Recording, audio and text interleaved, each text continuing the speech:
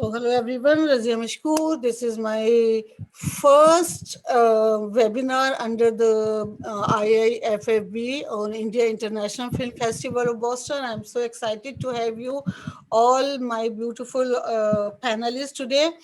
And you know what? The new rules when came for India's social media and OTT made me think how important these are. Social media is a global platform. Such restrictions on OTT like Netflix, Amazon Prime Video, Hotstar, Z5 could be understood. But restrictions like age-based censorship or parenting. However, restrictions on social media raise many questions along with our government, along with, is there something happening politically that our government trying to disconnect or making a wall between Indians and the rest of the world? We want to hear from you, our speakers. We have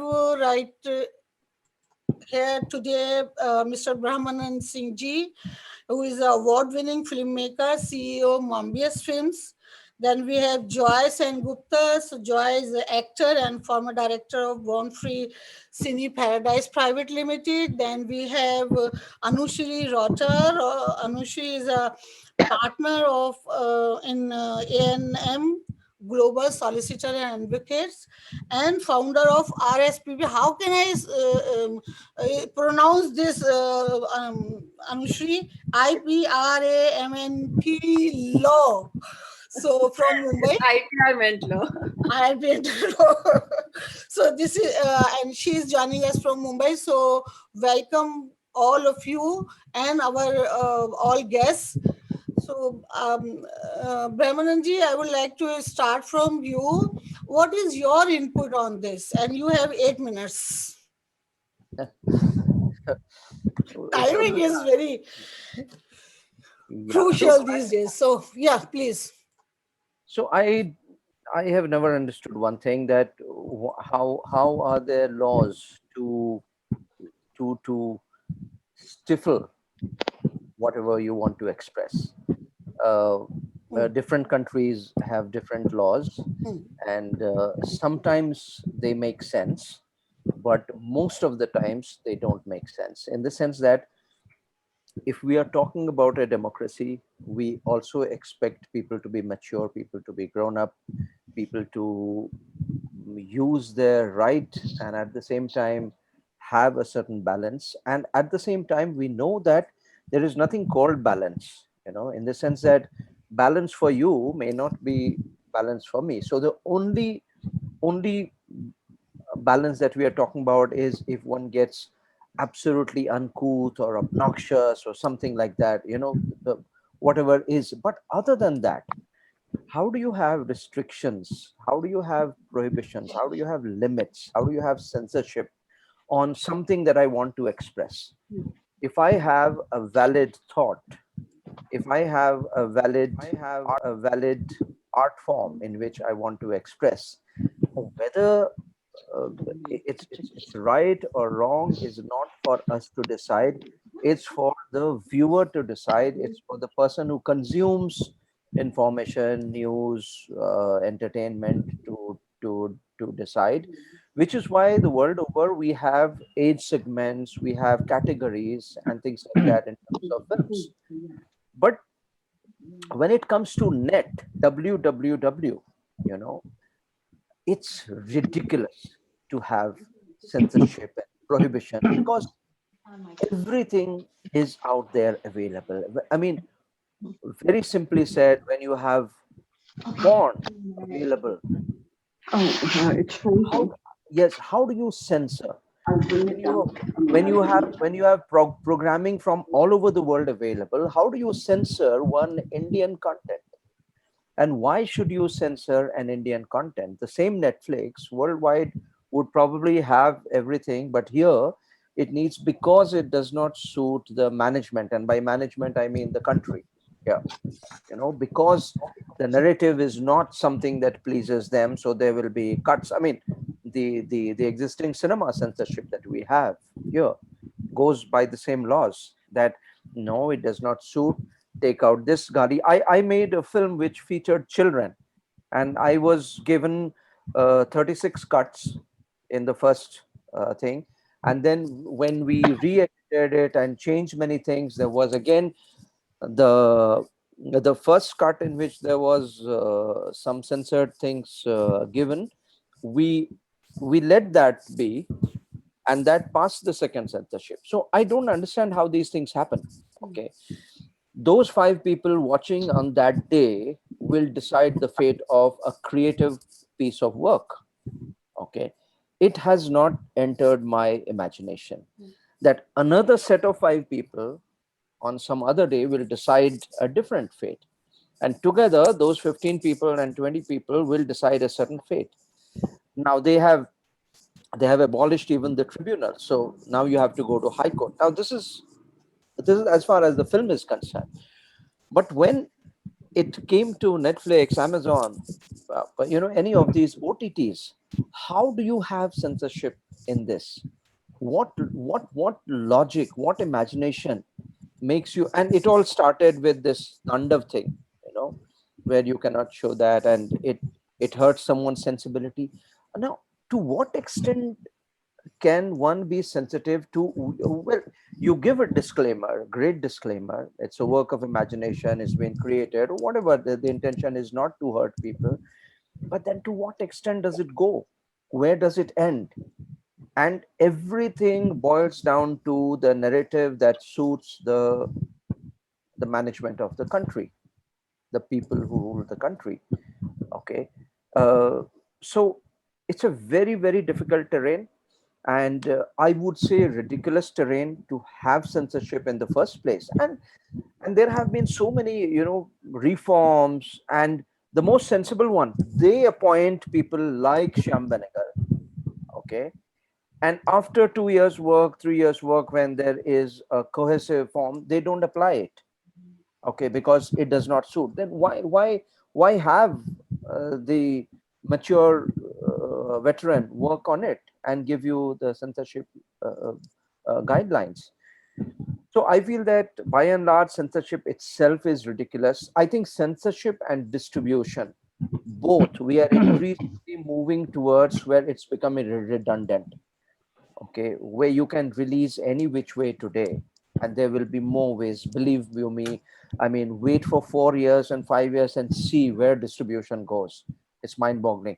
We are already seeing half out of the trend that was already there, and the other half because of the COVID driven limitations, where things have taken a change, things have taken a different course, and this will only increase in the next 3 years, 4 years, 5 years. So I don't understand why something has to be restricted, something has to be prohibited, something has to have a guideline which is not really a guideline. It's very clear cut mandate that you shall not show this, you shall not show this, you cannot show this, you cannot show that. And half of that is related with uh, more than half, I think 80-90% of them is related directly with your freedom of expression of an artist and a citizen that we all have. So I think I would like to sum up the opening thing by saying that to me it looks like a ridiculous concept, and to me it looks like something that is not needed at all, unless you want to be dictatorial and you want to be someone who will not like to show here, you know, things to your children till your children go out in their friend circuit and see exactly the same things.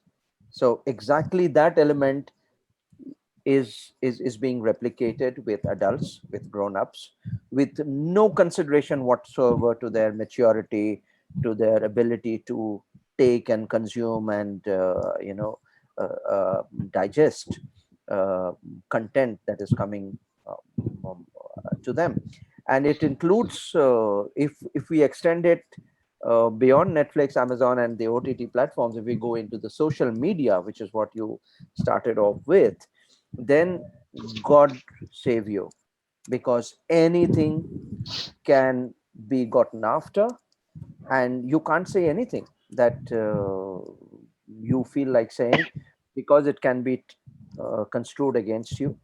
And well, push comes to a shove, and even without coming to a shove, action and threats are being sent by the uh, people in power, that, well, you are not adhering to that, and it's straight गुंडागर्दी कि तुमको मालूम नहीं है तुम क्या बोल रहे हो, you know, तेरे को पता नहीं है, बहुत बहुत बहुत आवाज खुल रही है तेरी. These are the kind of things. Joy will give you some concrete examples. I know we have spoken on a lot of occasions. uh, our colleagues, our actors, actresses, friends, they have gotten threat call for their parents. Hmm. And yeah, that, okay, you want to talk. I was told when I had approached for the censor in a record time, for some reason, I was told that you have an ex actress in your film, that may be difficult for you to get an easy certification. Now, I don't understand that. You know, these are, I mean, where are we heading? What are we doing? Let's be democratic, let's be open, let's be liberal. Let's understand that the person who's consuming is as intelligent or maybe more than you are, who's deciding to have guidelines. It may not suit your sensibility. That's not very important. There are other people, and someone may want to see that, and someone may make a lot of sense from that. And even if they don't make sense, it does not matter. I think the freedom has to be respected. The freedom of voice, freedom of expression, freedom of your artistic integrity has to be respected. And that is where we are talking today, and that is what we are trying to find. Over to you. Absolutely, absolutely. Yes, it is ridiculous. It is threatening, and that is more dangerous. Anything else we can go through with my so not only films but every parts of life, threatening or this kind of behavior cannot be accepted. But let's go to the Joy, what is your input on it? I would like to broaden the entire thing a little bit. First of all, I am neither surprised nor shocked by the mode of censorship which is prevalent right now, because this is directly related to the DNA of the ruling dispensation that we have right now. So those who do not understand the DNA of the ruling dispensation, they get shocked. I don't, because I understand the history of it. And the reason I want to broaden it is because the entire mode of censorship, which according to Oxford Dictionary, is prohibition and suppression of facts, figures, and expression. Straight away, it's just prohibition and suppression. And in India, it legally it commenced during the colonial imperialistic rule of India. So the Dramatic Performance Act of 1874 was one of the first legal act which was brought on. Before that, there may have been censorship which is physically done, but legal censorship started in 1874, when there was a certain kind of movement in theater in India, late 19th century, which were nationalistic in nature, especially which criticized the agrarian feudal exploitation that was going on, and the colonial exploitation of our farmers and agricultural sector was being projected in plays, especially one play called Neel Darpan, which spoke about the blue indigo farmers, what do you call, conditions. So the British brought out this act in order to completely suppress the dramatic expression. No theater which will be done which in any way expresses the social political reality of India at that time. That was the whole idea. So the police had control over theater performances, artistic performances. Of course, we being human beings, we were subversive. So the theater people started doing mythologies, which in a way brought metaphorical ideas about exploitation, demon versus the underdog, etc. And people who watched it completely understood what was the meaning. But the police could come and stop a performance anytime they do. Unfortunately and ironically, when we gained independence, the British trained executive or the bureaucrats ratified this particular act, and this act is in function legally on paper even today. Even today, on paper, police in India can, if they want censure or stop a dramatic performance. It doesn't happen all the time. Theatre groups don't have to submit their scripts all the time, but it is possible because this act still exists. So that's the, and it has been tried by various Indian governments themselves. When Utpal Dutt was performing Kalol in 1962, a play on naval mutiny, which also criticized Nehru and the Congress dispensation at that time of 1946, that play was banned. Utpal Dutt was jailed. 2 lakh people marched in the streets along with Satyajit Ray, and then Utpal Dutt was released from jail, and Kalol was performed in the Maidan in Calcutta in front of 1.5 lakhs people. So that sort of stuff also happened. The resistance was also there. Uh, the cinema censorship, we know that 1952, the Cinematographic Act which came, which was, as Brahmanand says, was a sort of a ridiculous act in the sense that it assumed that the cinema is a mass medium. Indian people go as families to watch film, and Indian adults are immature people. They do not have the maturity to either appreciate the art of cinema or to appreciate the content that cinema serves. That was the rationale behind the Cinematographic Act, and it had various articles which prohibited A, B, C, D kind of scenes, kind of plots, kind of notions. It was so ridiculous that when a film like Chaudhary Ka Chand was made by Gurudutt in black and white, he chose to shoot the song, the title song of Chaudhary Ka Chand, in color. And when Wahida Rahman was being shot, the burning lights which needed for color films in those days were so hot that they kind of affected her eyes, and her eyes became red while the shooting was done. When the censor board saw those rushes and all, they said that you have to edit the portions which show Wahida Rahman's eyes in close-up. And when Gurudutt asked why, they said that because her eyes are red. So Gurudutt said that's because of the burning lights and nothing else. They said no, the audience will assume it's lustful eye, it's sensual signals are being sent, and therefore it has to be censored. So a couple of red eyes were censored out because they were assumed to be of bad influence on the so-called audience of India in 1960s. In 1970s, as we know, a severe censorship happened in a certain period of time in the mid-70s, but which I believe happened because of individual paranoia, not because of systematic paranoia. That was Indira Gandhi's paranoia of feeling that she's being criticized or she's being conspired against. So she banned a few films like Kissa Kosika and Andi and all that. But ironically, at the same period, India was witnessing a cinema new wave, which were a gamut of films which were socio-political in nature, from Shyam Benegal to Govind Nilani to Syed Mirza. Everybody were making overtly political films, films which again attacked the feudal politician, feudal and the capitalist structure. And they were not banned. They were released, they were seen by people, they were lauded, they were awarded. So it was a very interesting time where individual paranoia of Indira Gandhi banned certain films, but overall the new wave films being overtly political was very much appreciated and celebrated. Thereafter, through the 80s and 90s, we went through another ridiculous period of censorship where the articles were interpreted without any context.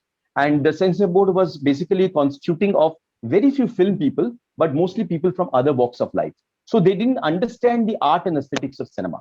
So suppose there is an article which says you will not show a woman being hit on screen. A woman cannot be in any way hit on screen. This is to protect the idea of no violence against women. Fine. But a person is making a film on women's emancipation. In that, a woman in the initial footage is victim. She is being battered by her husband or whoever. And then she stands up empowered and takes a stand against. And that is the context of the film, the graph of the film. But because article such and such said you cannot hit a woman, the censor board member would say, remove this scene. So director would argue, but this scene of the woman being hit is very important in the context of the film. No.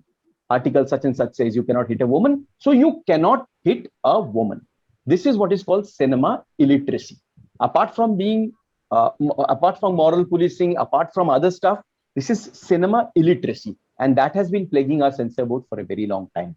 Around that time in the 90s, I think a very progressive move was made by then censor board chairman Vijay Anand, Goldie Anand, the great filmmaker, late Goldie Anand. And he proposed very stringently that this idea of censorship should be removed completely and rating system should be brought in India, where people will decide what film to watch and which rating film to watch, and with their own personal censorship.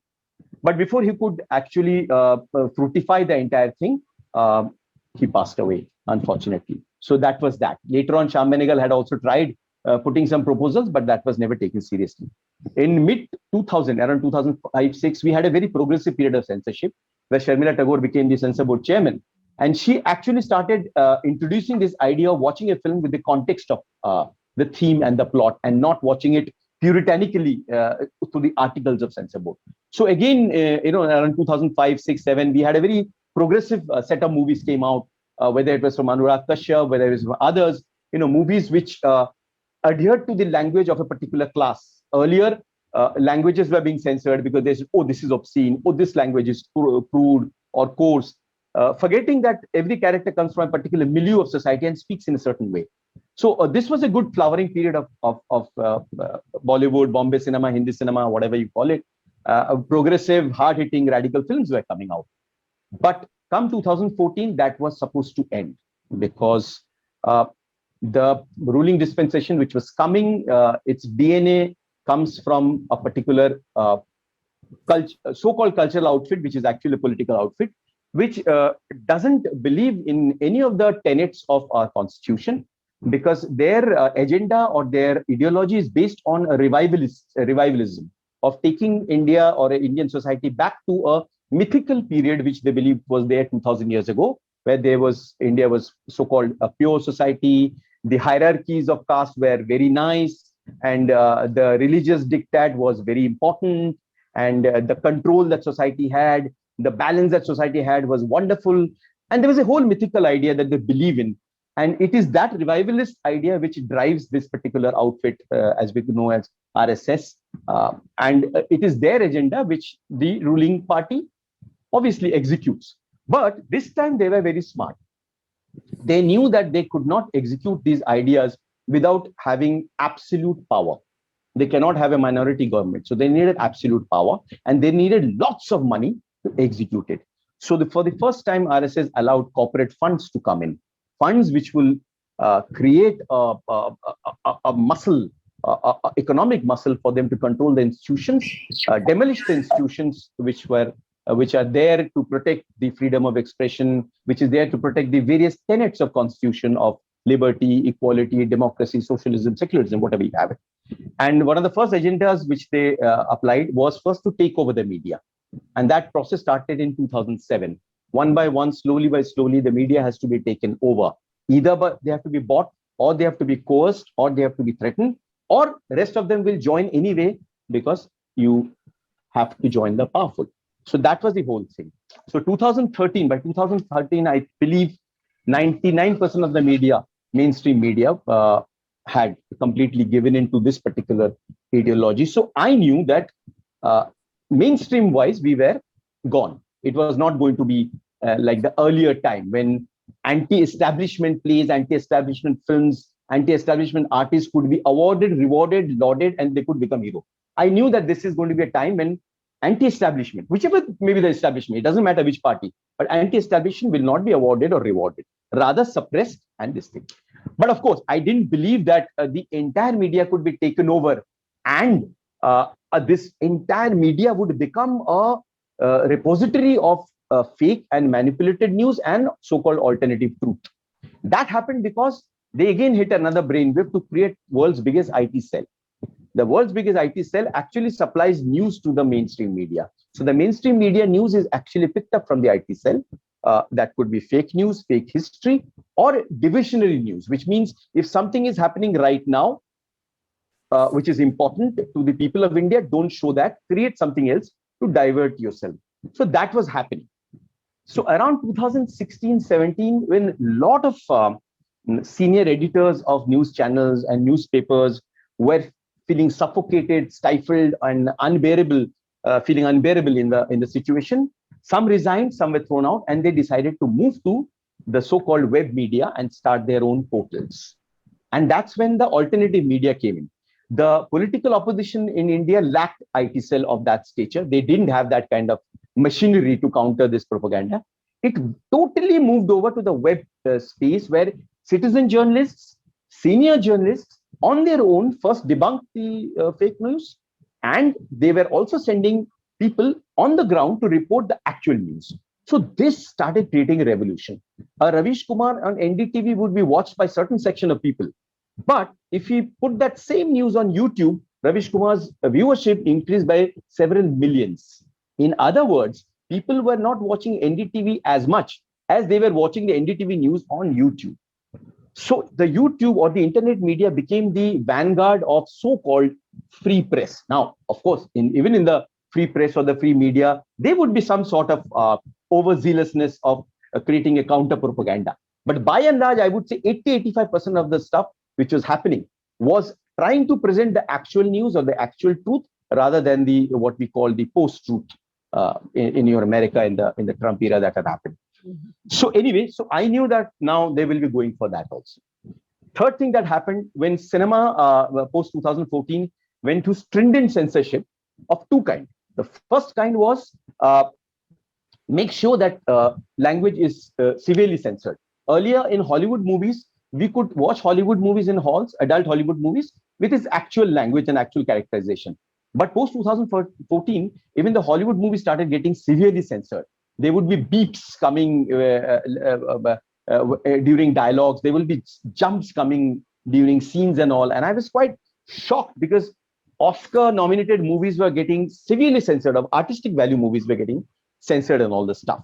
And then came around 2016-17, the whole institutionalized push to take over Bollywood, because I don't like to use the term Bollywood, I call it in the film industry. But this is seen as one of the biggest soft power that India has all over the world. You know, it has definitely has a very positive celebratory influence on diaspora and also the other cultures. So it was believed that if you take over Bollywood by hook or by crook, you can create your own propaganda for the global consumption. So the content in Bollywood, not slowly, but actually shifted radically towards so-called culturally nationalistic films and films which bordered on, again, I would say, religio-cultural mythology. So films would be made on, say, a freedom fighter who would be fighting the British, but she would become a representation of a particular religion and a particular culture, rather than being an anti-imperialistic and anti-colonial warrior. So the historical perspective would be shifted into this whole puritanical attitude. So film after film of sporting heroes would be made, because these sporting heroes would finally create this whole flutter of national anthem and the national flag and this whole sort of overzealousness of this extreme nationalism. Movies on defense forces, armies, wars, battles would be mythified and created. So plethora of movies on these platforms started getting made by the big studios in Bollywood, by the big stars, because that became the norm. And in television, if you really watch Indian television post 2014, you will see that 95% of the content is either superstition and dogma, you know, stuff like Diane, Makki and all, or it is completely mythological, you know, Shani Devta and this and that. I mean, completely mythological stuff that is happening. A borderline stuff is also the joint family and all the stuff, but mostly this. So these two had become the mainstream content in cinema and this thing. So you didn't need to censor this. This was completely pushed, and this became the new form of expression. Then what happened was the Indian artistic voices started moving towards the OTT platforms, whether it's Netflix or Amazon or Hotstar. They started, all the finer filmmakers, all the finer minds, the newer generation, they started creating quality content on the OTT platforms. These content were actually brave, radical, and they were over-expressive about the stuff which was happening around them. So it was only a matter of time that the government would come for the OTT. It was done in three different manners. One was the propaganda manner, where you, through the IT cell, you propagated negative ideas about the series or the film or the platform itself. Two, legally, because FIRs would be filed on actors, directors, producers, OTT executives. Multiple FIRs would be filed in multiple states of the ruling dispensation. So by the fear of FIRs only, you will backtrack and you'll stop making. And it has worked. because the OTTs have actually taken a conscious decision that they will not make any stuff which in any way has content which is culturally or religiously or politically in any way they feel would displease the ruling establishment. They have taken this conscious decision. So it is now self-censorship in OTT platforms where very safe themes and safe plots and safe characterization would be ruling. And the laws that you're talking about, which has been proposed and planned, again, it was done in a very closed door manner. It was not a parliamentary debate where stuff was put before the people that should this happen and all. It was a closed door manner. This whole thing was plotted and thought out that how to stifle the web journalism and the OTT platforms so that we have only one kind of expression that will be mainstream. Thank you so much. No, you are absolutely right. There is so many things going on, and there are so many things going on, and it's all about hijacking every single thing of every single resource, or where they make money, or either they can hold on things. So yes, you are right. And now we have Anushri Rota. Anu, you are a lawyer. You are advocate. Tell us about these laws and what's going on. So it was great to hear what Brahmanandji and Joy had to say. I kind of have a little different approach to seeing these whole 2021 rules. And I would like to take a bit of a positive approach because I think there's a lot of anti-censorship sentiment. Rightly so, because it's a democracy, freedom of speech is our constitutional right. But I just want to lay down, a bit of a context to these rules. So, do these rules go beyond what the existing laws in India are? No, I don't think so. It is within the realm and the legislative framework of what our existing laws are. The earlier discussion was all about, is it required for OTT, which is at its nascent stage in India? And unlike the television industry, where content is actually broadcasted and it is pushed on the consumers, for OTT platform where it is pulled and it is actually narrowcasted, where the viewer has the control, do you really need to have these regulations? So that was the entire discussion which was happening between the government and the stakeholders. And for whatever reasons, I think there were a lot of PILs filed throughout the country. There were at least some 10 to 11 PILs filed, where the courts were also questioning the government as to what are they doing with respect to regulating the content. There were multiple complaints received by the government. So all this kind of, I think, act as a catalyst to get these regulations into place. So whatever may have been the reason, which I think Joy and Brahmananji have also spoken about, the fact of the matter is we have to live with these rules. So let's talk about what are the consequences on the content makers today, which is your topic of discussion, Razia, as you've put it across. So what was happening and what has been happening till now is, when it comes to content, and if a consumer or a user is aggrieved by it, what do they resort to? So there are two things. Either they go to the courts, they file a public interest litigation by way of a writ petition, and which was also happening with respect to these OTT content, and where they asked the government to kind of get a regulation into place. That was the plea filed in most of these cases. That was one set of the litigations. The other set, which Joy also mentioned, is with respect to FIRs being filed, which is your all these criminal matters. Now, unfortunately, when it comes to Article 19 of our Constitution, which deals with freedom of speech and expression, there is also Article 19.2, which talks about reasonable restrictions. Now, these deal with security of the state, public policy, law and order. All these categories of events come over there, and each of these are somewhere spelled out in some or the other criminal legislation in our country. So we have, under the Indian Penal Code, we have something on hurting religious sentiments, on defamation, on obscenity. All of these are somewhere, related to Article 19.2, and they have criminal consequences. Now, to my mind, what kind of hinders the creativity is the fear of being sued in a criminal action where your personal liberties are attached, because that is where it becomes, firstly in India, it would be a nuisance value to handle a litigation when you are sued and there is an investigation going on. So there are a lot of hassles. So it is of course, if it is of course a threat which any individual would feel when it comes to criminal matters, and that I think has been happening a lot. Padmavat recently was one of the the biggest cases in terms of hurting religious sentiments when it comes to Section 295A of the IPC. So from what I see, these 2021 rules, they have set a three-tier mechanism for the OTT platforms. Tier one is your self-regulation by the OTT platform themselves, where they have to get a grievance officer who has to, handle the complaints which are received. If it does not get resolved over there, and if the person is aggrieved, it goes to your tier two, which is a self-regulating body by the industry members.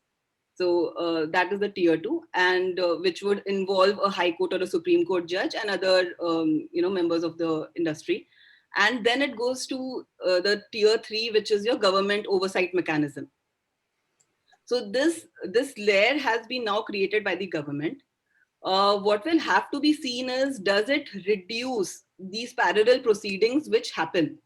Because if it reduces these parallel proceedings, then I see it as a welcome move, to be honest. I mean, you rather have a self-regulating mechanism rather than face multiple proceedings going on in different parts of the country, in different police stations and different courts. You rather have a better self-regulatory mechanism. If that can be achieved, and if the government can work towards some procedure, say an SOP, or get an amendment into place, or create awareness amongst the police officials at ground level that, hey, till the time this mechanism is not exhausted, let no parallel proceedings or investigations continue. Don't take any coercive steps till that happens. If that can be achieved, then I see this as a welcome step. It would be good for the industry. So So Okay. a couple of quick things that comes Sure. to yeah. mind, and you may please continue and just include that if you say. Number one is that whatever one is talking about self-regulation, okay, Mm. it's hardly self-regulation. If it would be self-regulation, then they would self-regulate. You are telling them that, look, regulate, Yeah. we are not okay with this, we are not happy with this, you're crossing the line now. You're constantly telling, and then you say, well, you take your call, but your call should be this. So it's very funny expression. Okay, number one. PIL can be, there's no limit to it. Anyone can file a PIL for any damn thing. Or anything. It's yes, it's to the basic intelligence of courts that now they have, and they used to do it earlier also, but now they have started doing that, that there are times when they actually dismiss it, that this is complete rubbish, we can't, because anybody can file a case against anything. I mean, I think a long time back, when Amitabh Bachchan was expecting his granddaughter, he at a book launch uh, of Anjan's coffee table book or something, he said that Samir was there, and he said that I'm happy to share that Anjan has worked a lot with me, Samir's father, and Samir has worked a lot with Abhishek, and I hope that Samir's son works with Abhishek's son. And Aishwarya was expecting, and immediately everything went berserk, saying that, oh, Amitabh wants a son and not a daughter. Okay. And then there was picket protests saying that, down with Amitabh Bachchan, he is anti-girl child, and things like it went out of, and till the time that he had to come and apologize, and very similar things are happening every now and then. Someone who has said something has to come and apologize, and only then are things being settled. In case of Padmavat, it's ridiculous. Okay, the name Padmavati had to be turned to Padmavat. The this had to be changed, that had to be changed, and so on and so forth. It's constantly happening. And the last thing that I would like to point out is that, who are these stakeholders that you have mentioned? Government and the stakeholders. There's no stakeholder. I mean, the only stakeholders are people who are creating it. Okay. And and there is no end to this kind of a thing. It's there is a regulation which is already there as fundamental rights. Just like you are free to express, you don't have the right to abuse anyone. But as long as I am expressing my thoughts, it falls under the four pillars of my artistic wall. Okay. Where is the question that I have, that I'm hurting someone's sense of? I may say that, actually I like your jacket very much, but for the argument, let's say I say that I'm filing a case, you cannot wear that jacket. It hurts my sentiment because it has a certain design that's not okay by me. What happens, I mean, to that? So what I I'm mean, trying to I'm say is that this as far as your sentiments being hurt is concerned, that is not within the framework of this particular just 2021 just legislation. two That is uh, already just there. just two more lines quickly, just to sum up, so that you can continue. Twitter, Rihanna, farmers protests. I mean, it went the way that no civilized country will accept it. No civilized country will accept it. But it came to the point that the platform owners had to make a choice: they want to continue in India or not. I mean, they examined it. They said that no, this is fine. There's no problem as far as us we are concerned, and we don't censor whatever whoever writes. We are only a platform. But no, they were given ultimatum, threat after threat, until the time that they said, okay, out of 239, we will take action against 139. Those have been banned and things like that. It's ridiculous. I mean, other than Trump, how many have been really banned? I mean, there has to be someone of that uh, extent, which causes alarm. And here, I mean, what was it that she said, or what the what the other activists said about farmers suicide, sorry, about the farmers protest? I mean, we have been talking about it day in and day out, but because it did not suit them, so they were almost set to be thrown out. So this self-regulatory thing, and please continue from here, is that we tell you what your regulations need to be. You better follow, or else we know what to do. And that's something that is not acceptable by the constitutional rights that all of us have. Interpret it legally, please. Till the time, I would say, till the time it is struck down, if it is struck down, we have to live with these rules. So I think the way we should look at it is what could be the way forward, what can be now achieved with these rules being in place. I think it, right now it's a time to look at solutions rather than criticize these rules, because either one has to challenge the constitutionality of it, which is being done by some of the online news portals. Those petitions are pending before different high courts in the country. But coming back to the OTT discussion, which I was laying down, um, I'm not saying the rules are perfect. There's a lot of scope of improvement in it. um, just to answer one of the points, see, unlike the television, these rules do not, if you've seen the last page of these rules, they in fact lay down the parameters, and it includes stuff like sex, nudity, all of this is mentioned in that. So the government is not saying no to it. It's just a higher classification which will be there if you show certain xyz things. So it's not the same as television. If we are saying that, it's not the same as television. But having said that, I think there are a few lacunas which need to be dealt with. For example, there is no period of limitation mentioned as to when, like if say there's a content which has come 3 years back, a consumer as on today can go and file a complaint, and there's nothing to stop them. There's no mention in the rules as to what would the period of limitation be. And for me, I think the biggest drawback was there being no deterrent on frivolous complaints, because that is something which happens um, a lot in our country, and there needs to be some deterrence over there to either impose costs or have some kind of penalty when it comes to frivolous claims. Because from a platform's perspective, it would become, I think, an implementation nightmare otherwise. Then, sorry, just one or two more points. If today you obtain a CBFC certificate, you've already gone through the process of, an expert body already censoring the content and giving a certificate. There is nothing in the rules to today's, stop from there being a claim raised on that same content which has already seen the scrutiny of CBFC. So I'm not saying these rules are perfect. There is a lot of scope of improvement, but I think the only way is to kind of have a discussion with the government, for the stakeholders, including all content creators and platforms, to come together and raise awareness about it. Okay. Radhi, that's all I had to say from my end. All right. Thank you. I Joy, would you like Yeah, to add something? I love Anushi's optimism and positivity. And I'm also a very positive and optimistic person. But the reason I mentioned the British era law is human beings are supposed to go forward.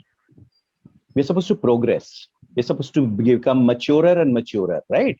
When a country becomes independent and it's illiterate and dogmatic and superstitious, you're supposed to build institutions of education. You're supposed to focus on higher learning. You're supposed to create engineers and doctors and artists. You're supposed to build nation. You're supposed to create IITs and IIMs. You're supposed to send them to the Silicon Valley. You're supposed to get them MTechs and everything. And then you're supposed to create your society from top to down and down to top into a matured, wonderful society. We are not supposed to create a society which you shackle further and further, further and further, further and further, and give it legal terms. I'm not even worried about legal terms, because I mentioned that it is operating at 3 levels. Legal level is 1 level that can be a transparent level. It's an opaque level that you can fight. You can fight legally, you can question legally. What about the other levels of functioning? What happens when the institutions which is supposed to protect your freedom get compromised? So Anushi can say, you can take this to such and such institution, you can appeal in such and such institution. But what happens when that institution ceases to be an institution of civil society and becomes institution of the establishment? What happens then? We know millions of examples of that. I don't have to really elaborate on that. Number 3, what happens when you have extrajudicial steps being taken? Now, again, all of you are very mature people. You know the truths and facts. I don't have to mention them, but we all know for fact the telephone calls which go to journalists and the newspaper portals and all in the night and ask to take down the story, take down the stuff. These are extrajudicial stuff. You know for sure that the trustees of a particular institution would get threatened, and they would have to ask the editor and the entire editorial team of a weekly, of a particular magazine, Economic and Political Weekly. The most well-known editor was asked to resign the next day. A 33-member television journalist editorial team was asked to resign the next day from a particular thing, because they ran a story of a particular corporate who was closer to the ruling dispensation. So these are not legal stuff. These are extrajudicial stuff. They operate at a totally different level. It is fine for certain institutions to fight back. Then there are the defamation cases, which Anushi knows very well about. When you print a story, when you write a story, when you project a story based on facts and figures, but the first thing they will say, okay, these people are weak people. Let's put a 5,000 crore defamation case on them, and they will withdraw and say, "Arey, hum to bahut chote aadmi, hum kya ladenge?" But when they stand up and fight, that is when we see the power shifting. That has happened, but not everybody is empowered or prudent enough to be able to do that. And third and finally, what happens when you get attacked and threatened, both at a digital level and at the street level? I know for sure many of my women friends are the most vulnerable, both at digital level and at a street level. When at the digital level, they get threats of rape and violence against them and their womanhood and everything, it is very easy to shut them up. And at the street level, at the grassroots level, we know the kind of violence which is inflicted. So these are extrajudicial stuff. Legal stuff, I again say, one can discuss, debate, argue in jurisprudence, but the extrajudicial stuff, you can't. And third is the propaganda, which is when that becomes the mainstream, when propaganda becomes mainstream, then the voices which are supposed to be even in the earlier times, they were the fringe voices. They get completely shut out. I mentioned earlier, right from the post-independence, in Indian society, the people who were lauded, awarded, and became heroic in our eyes were all anti-establishment. Every writer, every poet, every playwright, every filmmaker who became our heroes of subsequent generations, awarded and rewarded by the government and by institutions, were all anti-establishment. None of them were pro-establishment. That is why they became our heroes. A Girish Karnad was a hero, a Vijay Tendulkar was a hero, a Satyajit Ray or a Mrinal Sen was a hero, an Adur Gopal Krishnan was a hero, a Sahil Ludhianvi was a hero, because they were writing what they were seeing, and they were responding to what they were seeing. And that can never be pro or anti. It has to be based on the ground reality and truth. And that cannot be legally dissected and then controlled. That, okay, Sahir, when you write a poem on Taj Mahal and then say things like, oh, मेरी महबूबा, हम ताजमहल के सामने नहीं मिलेंगे, हम कहीं और मिलेंगे, क्योंकि इसे एक बादशाह ने बनाया है जिसने कईयों का एक्सप्लॉइट किया है इसको बनाने के लिए. अब आप कहें कि नहीं, आप ताजमहल को बदनाम कर रहे हैं या ताजमहल वो कर रहे हैं. आप क्या साहिर को कहेंगे कि वो पंक्ति निकाल दीजिए जिसमें आप ताजमहल को मेंशन करते हैं? क्योंकि you are saying, I will rather fall in love with someone away from Taj Mahal because Taj Mahal may represent a certain kind of exploitation of the workers. That's Sahir's expression. That's Sahir's this thing. Similarly, you can take any poets in any realm of any time of history. It doesn't matter which government, which party is ruling.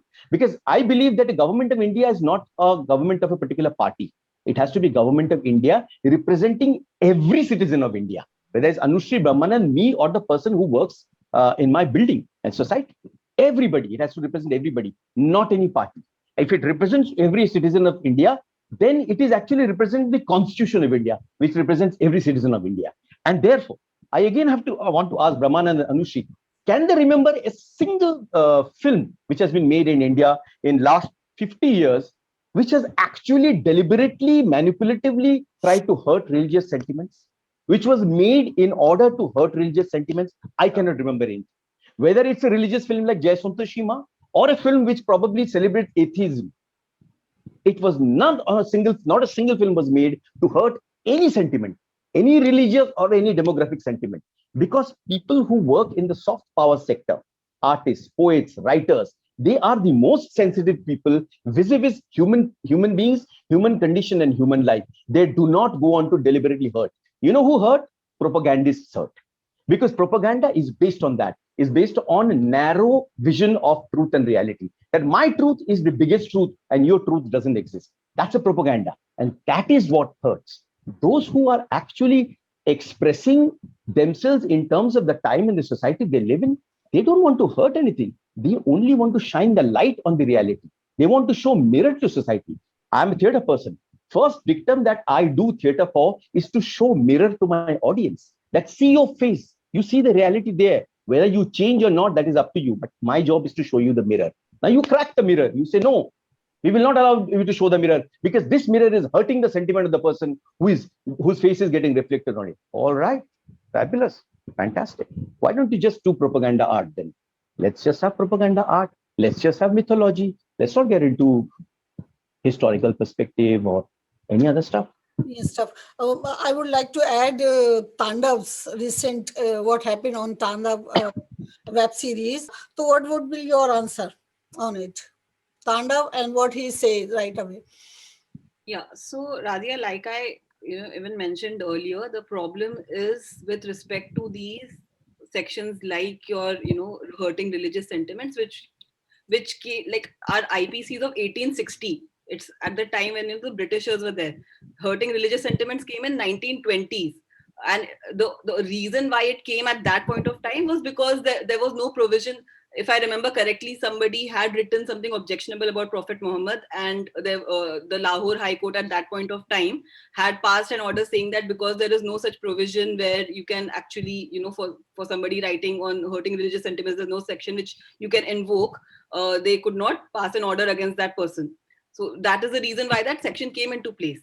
But today, even in 2021, we are still living with those provisions. So I think there is a requirement of a policy level change.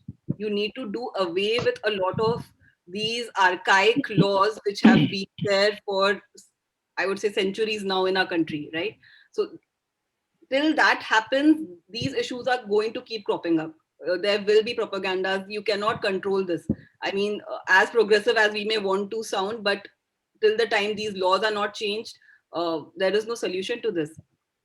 And that's why I said, with these 2021 rules, the only positive change which can come is a decline in these parallel kind of complaints which come and which threaten personal liberties.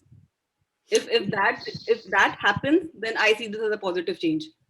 But Yeah, if that but does not happen, then yes, we are going to live in a society where, there are going to be only multiple litigations happening left, right, and center, for and every consumer becoming a vigilante and filing cases. yeah, but we are not talking about the religion and politics. We are just focusing on the media or films or TVs. So TV, films on social media or OTT, we cannot apply the rules of religion, sentiments or religious sentiments or political sentiments. We are just talking about this thing. So, what same rule we cannot apply on OTT? That's what and I don't What know. you're saying is that on-screen depiction of any social reality should not really be, subject to such kind of controversies. You're right in saying that it should be, and there should be free speech of an expression, but unfortunately, such sections are invoked. Right, but That's what happened in Tandav. That's what happened in Tandav. okay, so it happened in Tandav because there is some religious sentiments attached with that. But how about Padmavat? Padmaavat में आपने 5 करोड़ लेके खत्म कर दी बात, फिर आपके sentiments कहाँ गए? तो ये एक्सटॉर्शन जो है वो, how can we one deal with that, or why filmmaker deal with that, or why they face it? That comes with, I mean, it's an unfortunate truth, because once you're making the content, you're exposed to such kind of litigations. And what happens at the grassroots level is something, for the system to kind of address. It's unfortunately, it's not my place to kind of answer that, but, ठीक है, no yes. problem. So I have a question for you, Anushri. It is Dream Book Streams. So Anushri, does these regulations help us as a nation be progressive like another nations? They are is PG 13, 8, 16 and 18, etc. And why have to live with it? And I they think continue with it. classification of content is there in a lot of nations. Netflix itself has been following it globally, to my knowledge. So that is, I don't think classification of content as per age groups is something which is unique to India. It's there in a lot of countries. Okay, so but they, in the second part of this question is, why not give the consumer or audience the choice like another other nations? Why stop the maker and writers or filmmakers?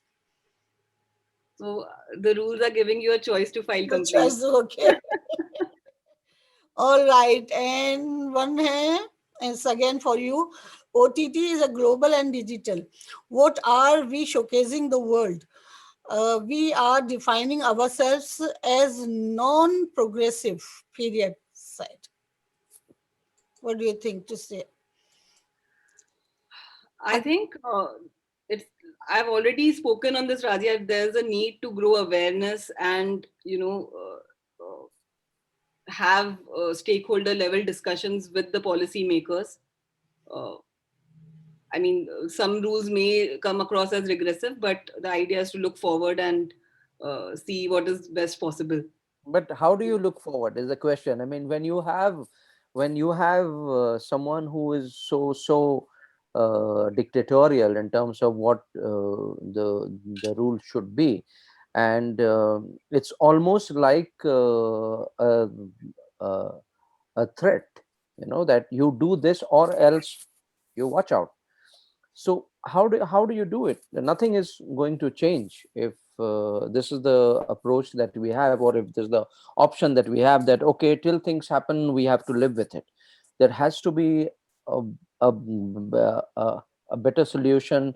There has to be a more elaborate understanding of what our constitutional rights are, and there has to be an acceptance of it, or someone who is taking it forward. It has to be entertained. And again, I go back to what Joy said, that when the pressures become extra constitutional, then you are saying that okay, live like you would live in, let's say, Iran. But we are not Iran, we are not Pakistan. Yep. We would like to equate ourselves with a more progressive country, I don't think we are. we I have don't. every right for that. I think we are being overtly negative about this. It's not that, it's that bad. I mean, that's what my entire idea of Honestly, this positive approach if is, that it's not that bad.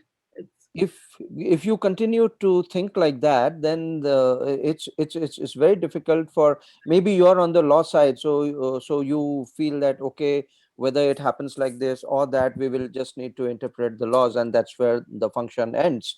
But when you ask someone like me, who's in the profession of creating, or Joy, who's in the profession of executing it, and he gets stifled in terms of expressions, because it's not been written like that, it's not being directed like that. People have to obey rules, so it all comes to obey rather than follow. And that is where my basic disconnect is, that it's not so bad. Now, why should we think like that? It's not so bad. Do you need to think of all the countries which are more regressive than you are and so feel good? Or would you like to consider yourself as one of the growing powers and growing democratic countries, and would love to? And I like one thing, that in spite of everything, well, we talk so much anti-government, and still there are a lot of things that are being allowed to be spoken about. But there are a lot of other things that are constantly under scrutiny, and the person or the group is receiving threats. And my biggest example would be Twitter. Okay. Twitter, that had to actually take action against people who went against the government diktat, so to say. Brahmanand, Yes, how do you handle just that? to add to that, just a few days back, Anushri would be aware of it. Censor Board used to have a parallel organization called the Tribunal Appellate, which was a Yes. wonderful organization that when the British era censorship board would actually censor films or would take apart the filmmaker could appeal to the tribunal. A tribunal would be chaired by a high court judge, ex-high court judge, and 6 out of 10 times the tribunal actually took a positive step. They overturned the censor board's unjust cuts or unjust steps and all. They allowed the filmmaker. Either it's in terms of certification, that A, U, or UA, or in terms of what can be exhibited within the A certificate. Just a few days back, the Tribunal of Appellate has been done away with. It's been scrapped without talking to the stakeholders. Like Anushri was talking, using the word stakeholder, not a single stakeholder was spoken to. It was just taken off. And that's the way the way this government works, actually. They don't talk to the stakeholder. See, I keep on putting historicity in it. And I went back to the colonial times and I came to this time. And it's ironical. I believe one could understand that there is a imperialistic power which has come to rule over us, and they don't want their position to be threatened. But here we are ruling ourselves. So what are we threatening each other for? So you are removing institutions. You are compromising institutions. The civil institutions, the institutions which were there to protect civil society, are slowly being taken off or being used to target the civil society.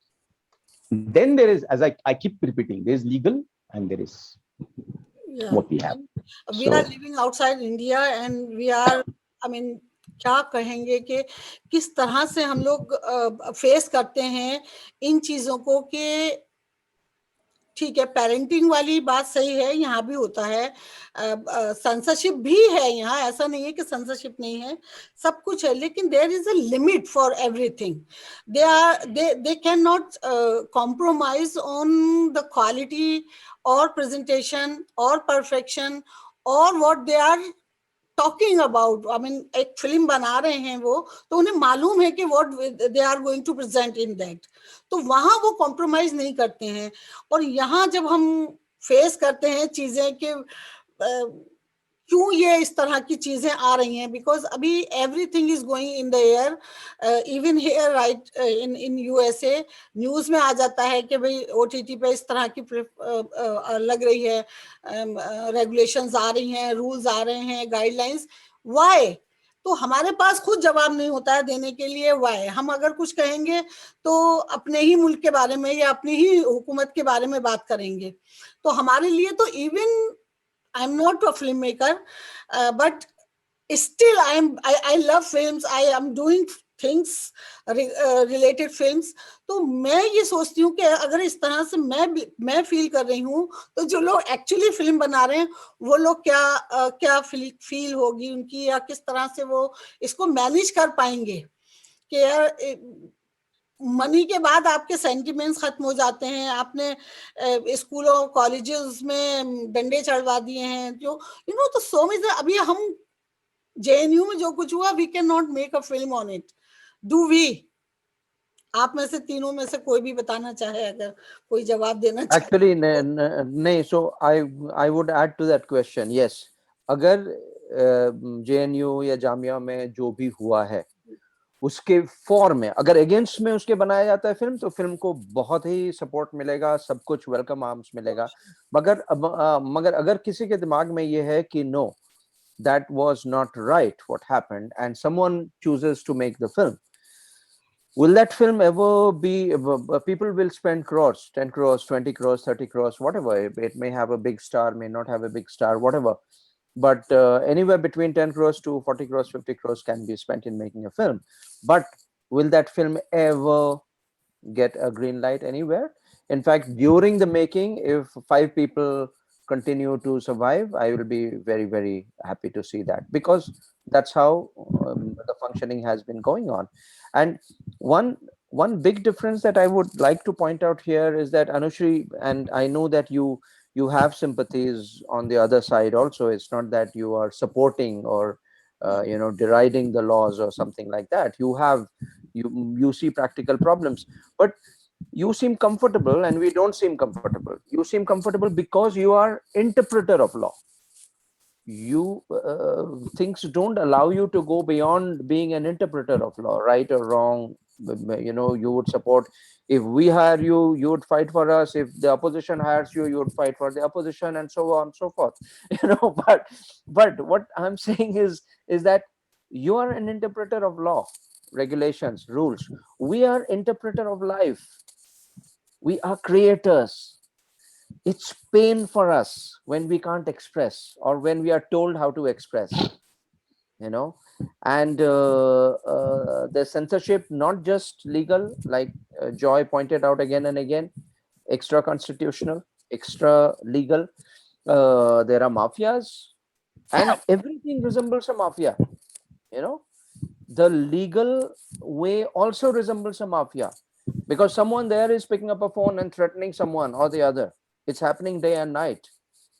Okay, so it's very difficult. Yes, my question is, if someone wants to make a film in favor, with a favorable lens for what happened, in support of what happened in Jamia or JNU as not okay, then what happens? Yeah. So Then Brahmanand, you stop making films. Yes, exactly. That's the end of your time. Exactly. You take an alternate profession. This year, in the Oscar nominations, there is a film which might get one of the bigger prizes in Oscar. It's called Judas and the Black Messiah. It's a film about the Black Panther movement. Black Panther movement, which in its time, it was a civil liberty movement of the blacks, but it was a movement which veered towards violence to snatch the rights, because it believed that through pacifism, we are not getting our rights, so we have to take a step, which is more, if the state inflicts violence on us, we must repeal that violence. It was considered by FBI in the 50s and 60s as more dangerous than Russia in the Cold War era. They said the bigger enemy for America and American people is Black Panthers than even Russia.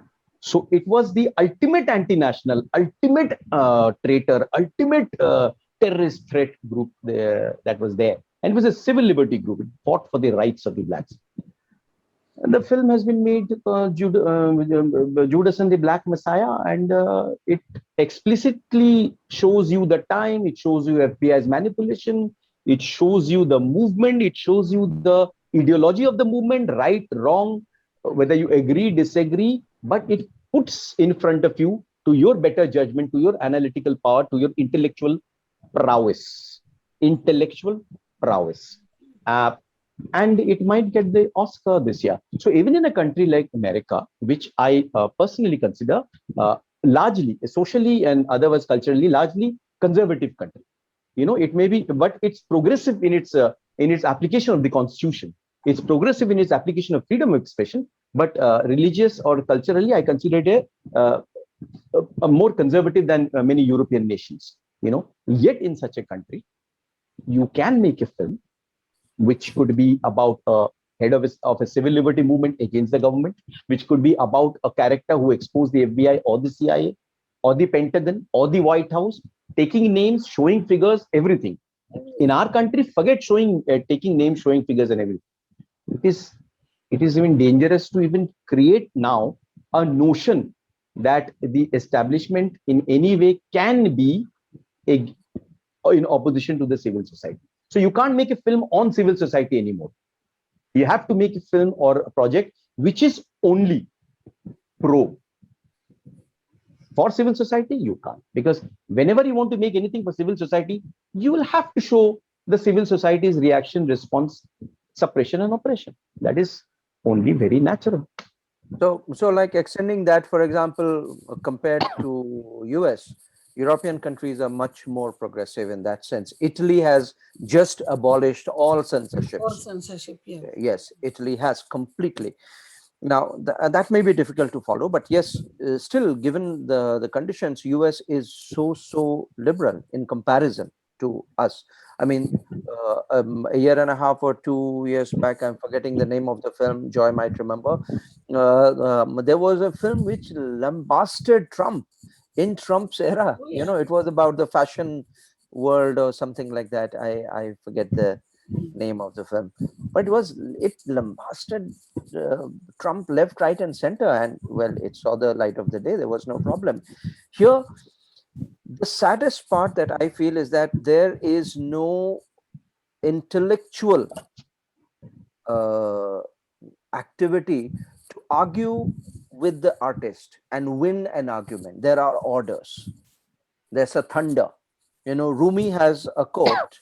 Rumi says that don't raise your voice, improve the quality of your argument. And the next line is a more beautiful one. It says, there's never that a flower has bloomed with the voice of a thunder. It's the rain that makes the flowers bloom. So we hear a lot of thunder. We don't see the rain, and therefore flowers won't bloom if this continues. Wonderful. No, it's beautiful. Beautiful. बिल्कुल आपने बिल्कुल सही बोला, सही कहा इस बारे में, क्योंकि हम ये देख रहे हैं कि जिस तरह से कैप्चरिंग हो रही है of all departments, we are going to close more conservative than हमारा जो नेबर है पाकिस्तान, हमने उनसे भी ज़्यादा we become more conservative, more aggressive, more abusive, more misuse things, or I don't know where we'll be there tomorrow, but for today we all are struggling in many ways, or on many platforms, or time running, and no question nahi hai hamare paas, but I would love to hear some closing remarks. Joy? My closing remark is Mark Twain's quote. He had said once that I know only two examples of infinity. One is universe and one is human stupidity. And I'm not even sure about the universe. About the universe. Yes. So All human right. stupidity is infinite. It's infinite. And we can justify human stupidity by any means. Any means. We can create laws to support human stupidity. But it's still infinite. So in every century, it will be like that. I don't think it's going to change. Okay. And Anushri? Well, I would like to be an optimist and just hope for it to be for us to be the democracy We we all want to have to be optimist. and work towards it. I know, I mean, criticism is an art, and it's good that we can have that voice to raise. It's a part of a free speech, and yeah, I mean, I think regulations come, they are challenged. Sometimes they are struck down. We'll have to see how this goes. Uh, I'm still positive and hopeful that there is a way, there's a light at the end of the tunnel. So yeah, that's all I have to say. Sure. Brahmaji? Well, I would like to say that there has to be a better dialogue. There has to be, like she said, stakeholders. She used and Joy mentioned. Where was a conversation with the stakeholders? If you are abolishing a law that has an impact on a certain segment of the industry, please have that segment have a discussion with that. You may still take a call, but please hear them out. Okay, please don't increase your burden on high courts. This Every single film will now take months to get cleared, which could get done in weeks with the appellate. And it's not going to happen because, again, the courts are ruled by something else, not always by a fair bit of judgment, you know. And that, I think, hopeful. I am not very hopeful as Anushri is. Sadly, I see a lot of stifling, and I do not see a way out till a government change or policies change and things like that. And it's not going to happen so easily because they know their game. They are very good players, and they have been playing it well. They are not necessarily breaking rules, but they are creating a lot of bad spirit in the game. That's for sure. I mean, they may be technically right sometimes for the referee, but it's certainly not in the spirit of a game, whether it's football or cricket or volleyball or anything like that. That's all. I just hope that the light at the end of the tunnel that Anushri is talking about is sunlight and not searchlight. Wonderful, wonderful. Thank you so much for joining us today. And yes, our talk will continue. We will come back with new topic, or hopefully, as Joya said, कि search light नहीं होनी चाहिए, और अगर sunlight मिलती है तो like that. And thank you so much for joining us. Thank you, Razia. Thank you, Thank Joy. you. Bye bye. Bye.